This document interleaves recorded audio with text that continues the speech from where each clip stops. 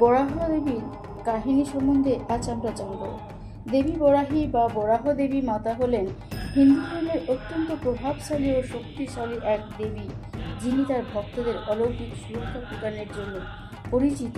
তিনি ভগবান বিষ্ণুর বরাহ অবতারের নারী শক্তি এবং সপ্তম মাতৃকার অন্যতম। পৌরাণিক কাহিনী অনুসারে দেবী বরাহী অসুর রক্তবীজের বিরুদ্ধে যুদ্ধে দেবী দুর্গাকে সহায়তা করেছিলেন। রক্তবীজের এক ফোঁটা রক্ত মাটি স্পর্শ করলে নতুন অসুর জন্ম নিত।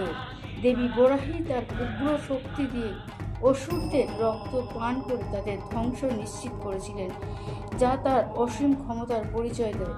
এছাড়াও তিনি দানব ভস্মাসুরকে দমনের গুরুত্বপূর্ণ ভূমিকা পালন করেন।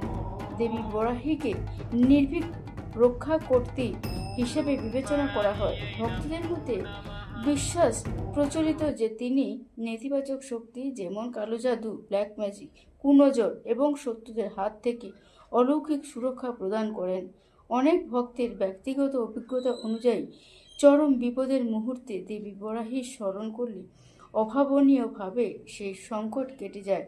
দেবী বরাহী পূজা করলে জীবনে অলৌকিক পরিবর্তন আসে বলে মনে করা হয়।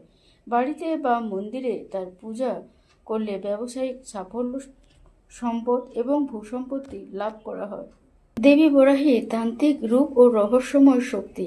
দেবী বরাহী বিভিন্ন নামে ও রূপে পূজিত হন, যেমন বৃহৎ বরাহী, লঘু বরাহী, স্বপ্ন বরাহী ইত্যাদি। তান্ত্রিক মতে তার সাধনা অত্যন্ত শক্তিশালী এবং গোপন পদ্ধতিতে করা হয়, যা সাধকদের অতীন্দ্রিয় ক্ষমতা বা সিদ্ধি লাভে সাহায্য করে। তার হাতে থাকা নাঙল ও মুগুর যথাক্রমে অশুভের বিনাশ এবং শুভ শক্তির রোপণের প্রতীক।